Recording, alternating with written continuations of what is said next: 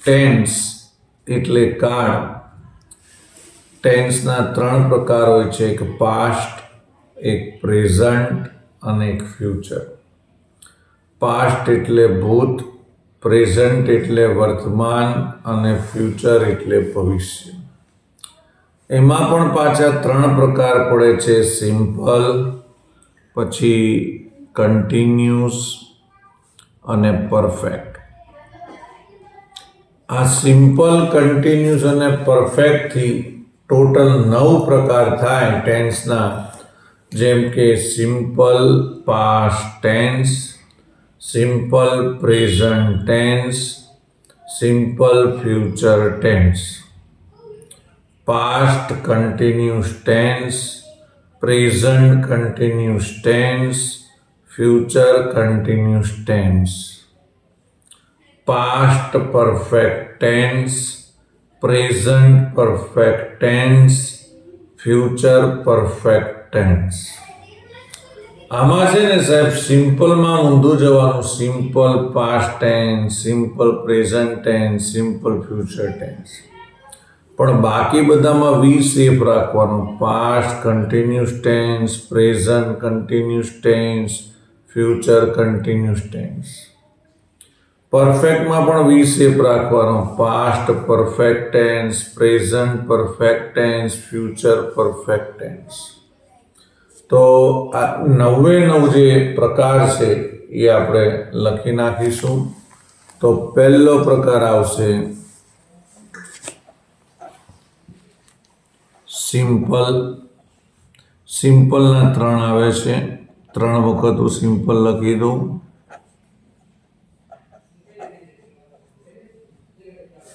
સિમ્પલમાં અહીંયા આવશે પાસ્ટ, પછી અહીંયા આવશે પ્રેઝન્ટ અને અહીંયા આવે છે ફ્યુચર, પાછળ આવશે ટેન્સ.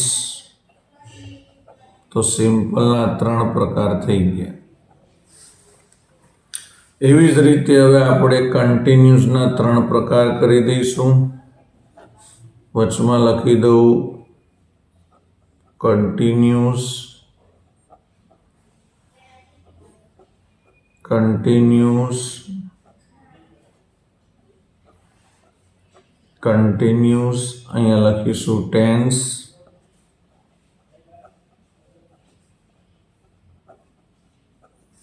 અને આગળ લખી દેવાનું છે પાસ્ટ, પ્રેઝન્ટ અને પરફેક્ટ.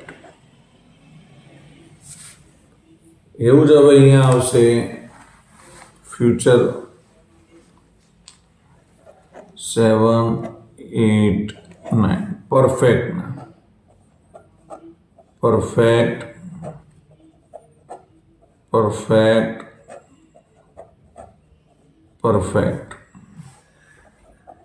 Tense, tense, tense. આ બાજુ આવી જશે પાસ્ટ, પ્રેઝન્ટ અને ફ્યુચર. તો જુઓ 9 ટેન્સ થઈ ગયા છે. આમ તો ટેન્સ ઘણા બધા બીજા આવે છે, આમ ટોટલ 12 હોય છે. ઘણી જગ્યાએ તમને 18 આપે છે, પણ અહીંયા આપણે મેઇન 9 ટેન્સ આપણે જોઈશું. ફરી એકવાર simple past tense, simple present tense, simple future tense, past continuous tense, present continuous tense, perfect future continuous tense. અહીં થોડું ભૂલ થઈ છે, પરફેક્ટ ના આવે, ફ્યુચર આવે, FUTURE. પછી અહીંયા આવશે past perfect tense, present perfect tense ને ફ્યુચર પરફેક્ટ ટેન્સ. પણ આ બધા ટેન્સમાં આજે આપણે જે વાત કરવાની છે એ ઓનલી વાત કરવાની છે સિમ્પલ પ્રેઝન્ટ ટેન્સની કરવાની છે. શેની કરવાની છે? Simple present tense. Simple present tense એટલે સાદો વર્તમાન કાળ. આની સાહેબ વાક્ય રચના હોય જેને અંગ્રેજીમાં આપણે ફોર્મ્યુલા કહીએ છીએ. વાક્ય રચના એટલે કે ફોર્મ્યુલા. ગુજરાતી પ્રમાણે વાક્ય રચના લખાવું તમને તો કર્તા વત્તા ક્રિયાપદ વત્તા કર્મ અને વત્તા અન્ય શબ્દો.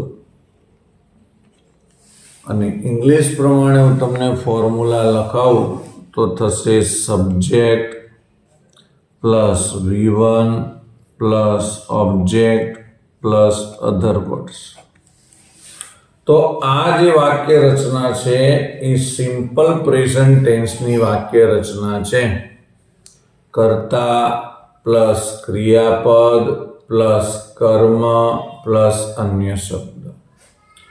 તમારા મનમાં બધા પ્રશ્નો થતા હશે કે આ સાહેબ બધું શું છે, કર્તા અને ક્રિયાપદ ને, પણ આગે ગોરખ જાગે.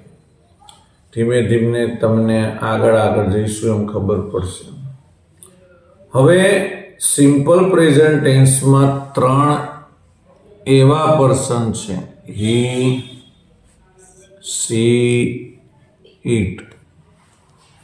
તમને ખબર છે હી છોકરાઓ અને પુરુષો માટે વપરાય, સી છોકરીઓ અને સ્ત્રીઓ માટે વપરાય, ઇટ પ્રાણીઓ, પક્ષીઓ અને વસ્તુઓ માટે વપરાય. પણ સાહેબ હી, સી, ઇટથી કોઈ વાક્ય શરૂ થાય તો આપણે ક્રિયાપદની પાછળ એસ કે ઈએસ મૂકવું પડે. ક્યારે? જ્યારે સિમ્પલ પ્રેઝન્ટ ટેન્સ વડે કામ કરતા હોઈએ ત્યારે. સિમ્પલ પ્રેઝન્ટ ટેન્સના વાક્ય તમે બનાવો તો તમારે પહેલા વાક્યમાં જોવાનું કે હી, સી, ઇટ છે. જો હી, સી, ઇટ હોય તો તમારે એસ કે ઈએસ લગાડવું પડે, નહીં તો તમારે એનું એ જ ક્રિયાપદ મૂકવું પડે.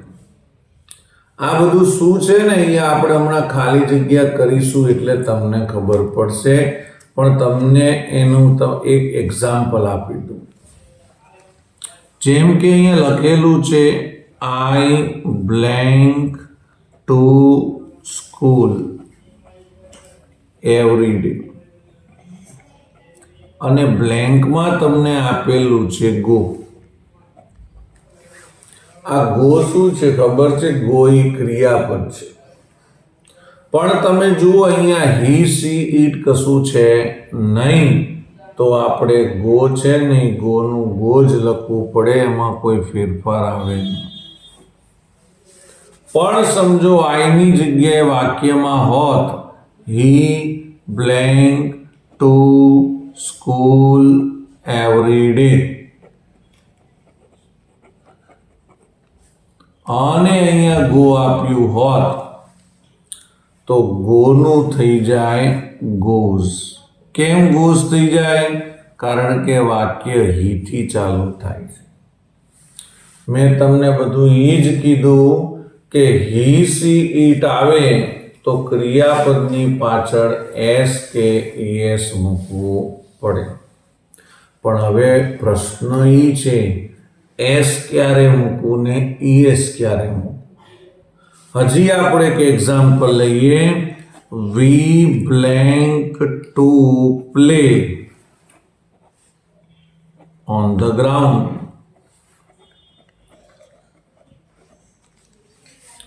વી blank to play on the ground, અને અહીંયા લખ્યું છે ગો. હવે વી છે તો આપણે અહીંયા શું લખવાનું? હી, સીટ તો છે નહીં, તો ગોનું શું લખીશું? ગો લખીશું. પણ અહીંયા એવું લખ્યું હોય કે હી બ્લેન્ક ઓન ધ ગ્રાઉન્ડ, અને બ્લેન્કની અંદર એવું લખવામાં આવેલું હોય કે પ્લે. તો તમે જોઈ શકો છો અહીંયા હીથી વાક્ય ચાલુ થાય છે એટલે આપણે આની પાછળ એસ લગાડવું પડે, પ્લીઝ. પણ અવનવા પ્રશ્નો આપણા મનમાં થાય, જો ધ્યાન રાખીએ તો જ થાય. હા, ધ્યાન ના રાખો તો કે પ્રશ્નો જ ના થાય કે આની પાછળ સર આપણે ES લગાડીએ છીએ અને આની પાછળ S જ કેમ લગાડીએ છીએ? મેં તમને કીધું કે જ્યારે સિમ્પલ પ્રેઝન્ટ ટેન્સમાં એટલે સાદા વર્તમાન કાળમાં હી સી ઇટ થી વાક્ય ચાલુ થાય તો આપણે પાછળ એસ કે ES લગાડવું પડે. એ વસ્તુ તમે સમજી ગયા, પણ પ્રશ્ન એ આવે છે કે એસ ક્યારે લગાડવો અને ES ક્યારે લગાડવો. તો હવે એના માટે આપણે નિયમો કરવા પડે. એસ ES ના નિયમો.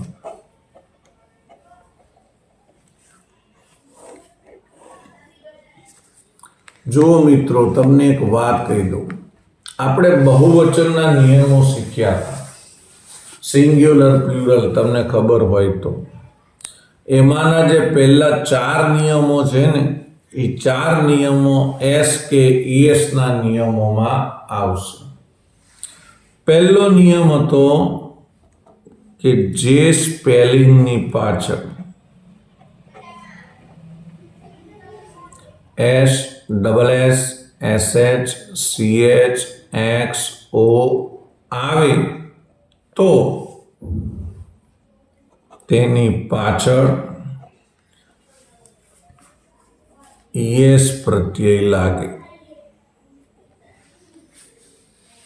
હવે જો તમને એના એક્ઝામ્પલ આપું, પણ ફરી એકવાર આ નિયમ યાદ રાખજો. જો આ બધું તમે છે ને મિત્રો 4થા ધોરણથી ભણતા આવો છો અને છેક તમારું ભણવાનું પતશે ને ત્યાં સુધીના ઇંગ્લિશમાં બધું જ આવશે, એટલે અત્યારથી પાકું કરી લો, બહુ કામ લાગશે. જે સ્પેલિંગની પાછળ S, SH, CH, X, O આવે તો તેની પાછળ ES પ્રત્યય લગાડવાનો. જેમ કે બ્રાન્ચ શબ્દ હોય તો એની પાછળ શું છે? CH. બ્રશ શબ્દ હોય તો એની પાછળ શું છે?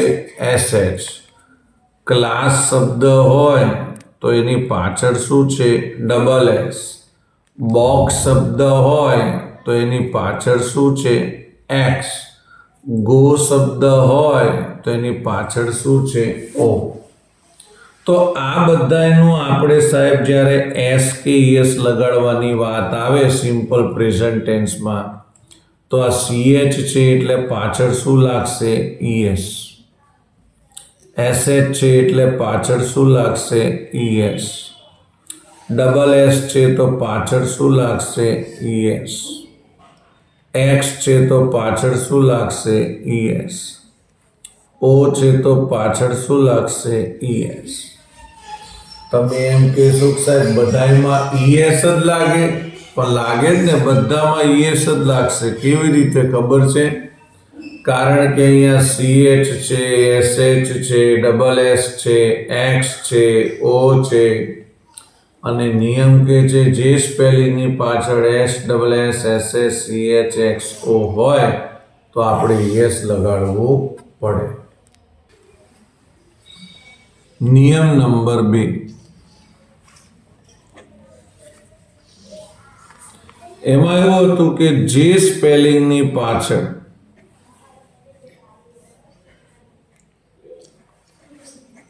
F કે FE આવે તો તેને નીકાળીને VES પ્રત્યય લાગે. ક્યારે? જ્યારે સ્પેલિંગની પાછળ F કે FE આવે ત્યારે. જેમ કે વાઇફ પાછળ FE, નીફ પાછળ FE, પછી લીફ પાછળ F. જ્યારે પાછળ FE આવે તો એ નીકળી જાય અને એની જગ્યાએ VES આવી જાય. જ્યારે પાછળ FE આવે તો એ નીકળી જાય, પાછળ VES લાગે. જ્યારે પાછળ F આવે તો એ નીકળી જાય ને માત્ર એફ કાઢીને VES લાગે. તો આ બીજો નિયમ છે. કયા સ્પેલિંગની પાછળ એસ લાગે ને કયા સ્પેલિંગની પાછળ એસ લાગે એ આપણે કેમ કરીએ છીએ ખબર છે? કારણ કે અહીંયા કીધું છે જે સેન્ટેન્સ વાક્ય હી સી ઇટ થી ચાલુ થાય તો તેના ક્રિયાપદની પાછળ એસ કે એસ લગાડવું પડે. એટલા માટે આપણે આ બધા નિયમો શીખી રહ્યા છીએ. બીજો નિયમ પૂરો થયો. હવે ત્રીજો અને ચોથો નિયમ છે ને એ વાય પરનો છે. ત્રીજો અને ચોથો એટલે હું તમને સામે નિયમો બતાવીશ. Number 3, number 4. ત્રીજો નિયમ એમ કે છે કે જે સ્પેલિંગની પાછળ વાય હોય, અહીંયા પણ એવું છે, જે સ્પેલિંગની પાછળ વાય હોય અને તેની આગળ સ્વર હોય, અહીંયા એવું આવશે અને તેની આગળ વ્યંજન હોય તો જો જે સ્પેલિંગની પાછળ વાય હોય અને તેની આગળ સ્વર હોય તો માત્ર એસ લાગશે. અને આમાં કેવું છે, જે સ્પેલિંગની પાછળ વાય હોય અને તેની આગળ વ્યંજન હોય તો વાય નીકાળીને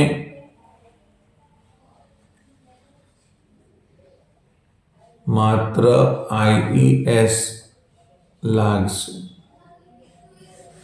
તમે અહીંયા જોઈ શકો છો કે અહીંયા હોય પ્લે, તો જો વાયની આગળ સ્વર છે કે નહીં? સ્વર કેટલા છે? 5 AEIOU. તો અહીંયા સ્વર છે તો માત્ર શું લાગશે? એસ જ લાગશે. આ છે કી, તો વાયની આગળ ઈ છે.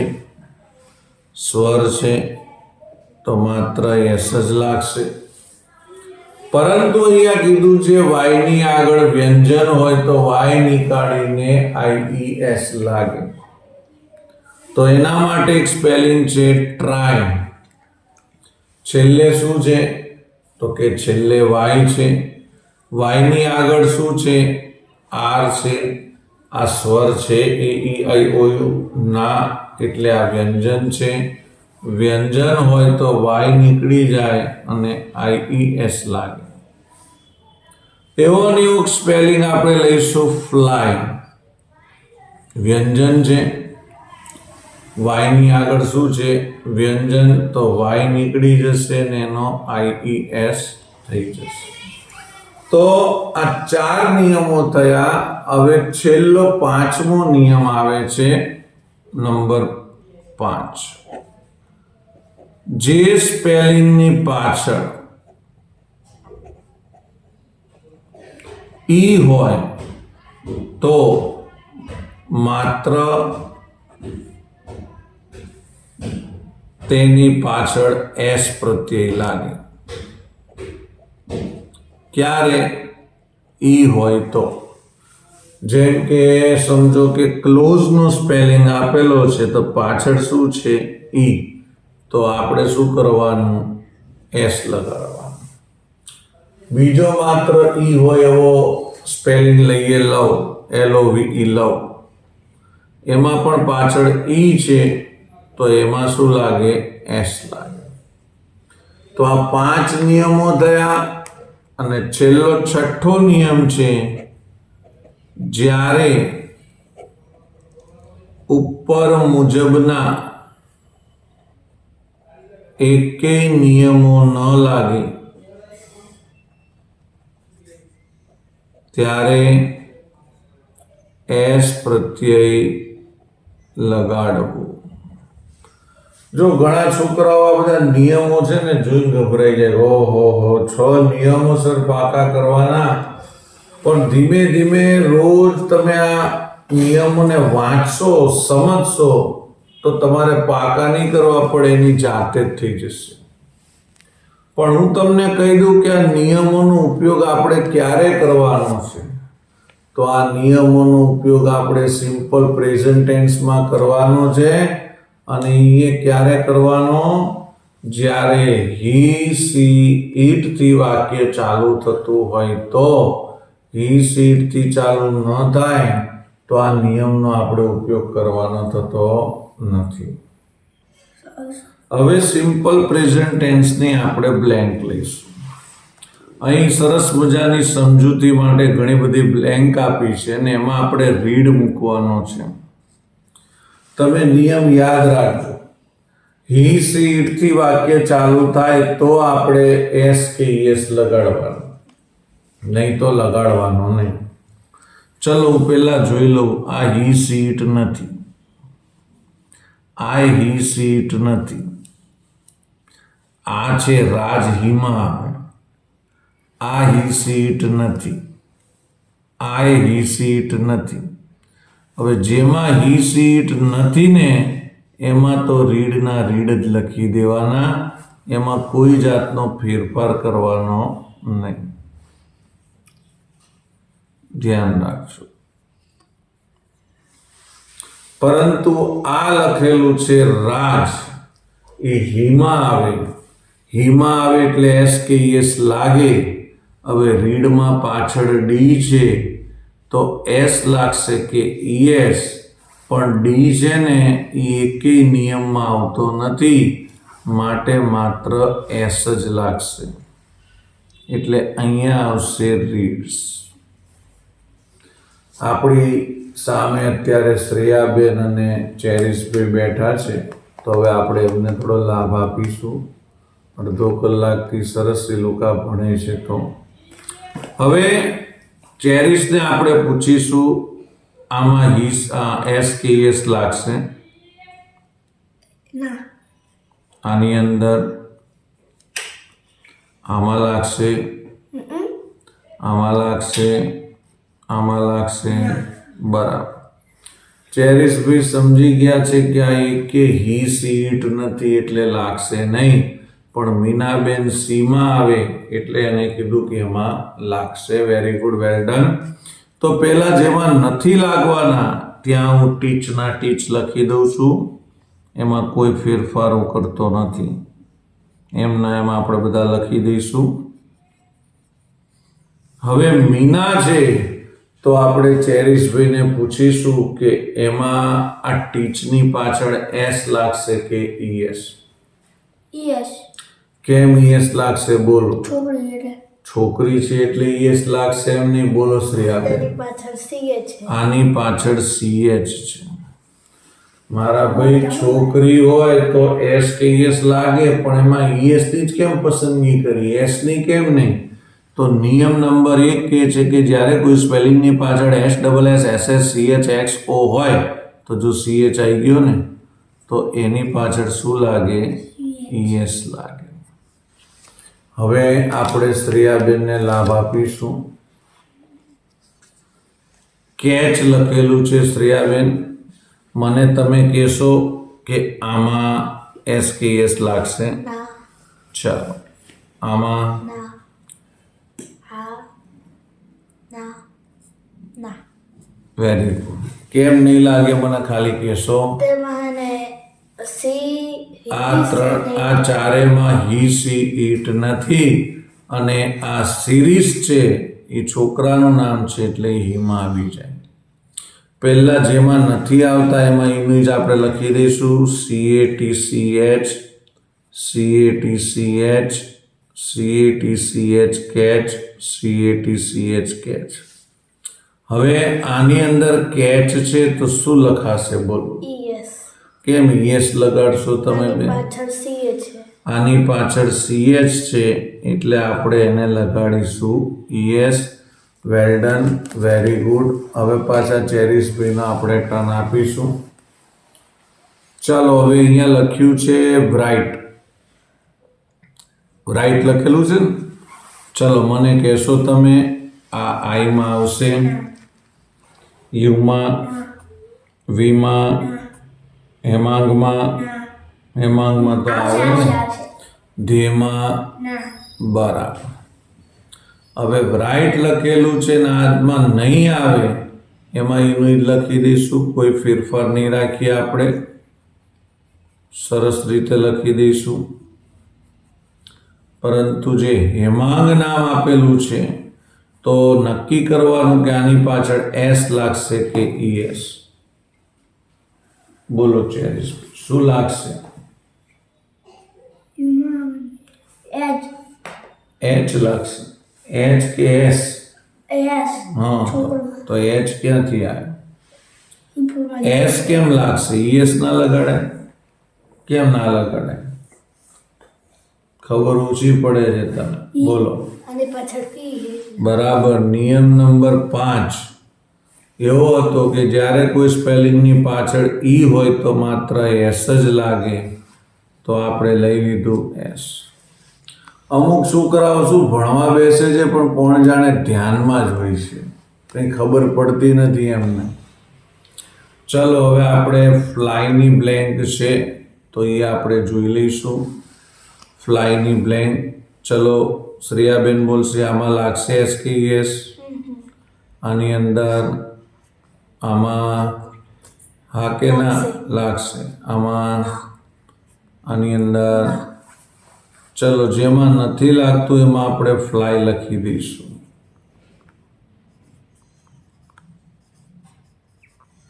અને હવે જેમાં લાગે છે દર્શન, તો નક્કી કરો એસ લાગશે કે યસ? એસ લાગશે. કેમ એસ લાગશે? વાયની આગળ વ્યંજન. શ્રેયાબેન રોંગ છે. વાયની આગળ સ્વર હોય તો એસ લાગે, વાયની આગળ વ્યંજન હોય તો વાય નીકાળીને આઈઈએસ લાગે. તો સરસ મજાની આપણે બધી ખાલી જગ્યાઓ લીધી. હવે આ બધી 6 નંબરમાં ખાલી જગ્યા આપી છે ડ્રિંકની, પછી 7 નંબરમાં રનની ખાલી જગ્યાઓ આપેલી છે. વિડીયો પુશ કરીને ખાલી જગ્યા લખી નાખો અને એના આન્સર લખો. નંબર 8માં પણ બધી ખાલી જગ્યાઓ આપી છે ક્લીનની. પછી નંબર 9માં પણ બધી ખાલી જગ્યાઓ આપી છે ક્લોઝ એની. અને નંબર 10માં પણ બધી ખાલી જગ્યાઓ તમને આપેલી છે ઓપનની. આ ખાલી જગ્યાઓ લખો, હું એના જવાબ તમને મૂકું છું તરત જ. હવે આના આન્સર તમે ચેક કરી લેશો બધાએ, કયા કયા એના આન્સરો આવે છે ફર્સ્ટમાં. પછી 7 નંબરના આન્સર,